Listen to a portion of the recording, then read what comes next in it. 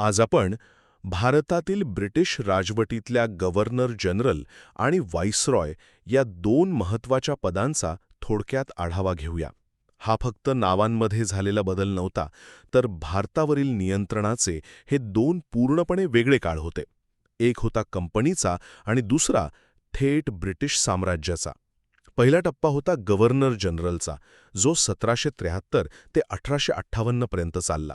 हे east India कंपनीचे सर्वोच्च अधिकारी होते आणि वॉरेन हेस्टिंग्ज हे पहिले गव्हर्नर जनरल होते.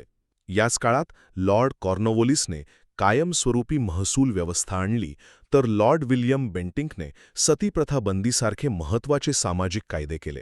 आणि हो, लॉर्ड डलहौसीने डॉक्ट्रिन ऑफ लॅप्स धोरण वापरून अनेक राज्य खालसा केली, ज्यामुळे लोकांमध्ये खूप असंतोष पसरला.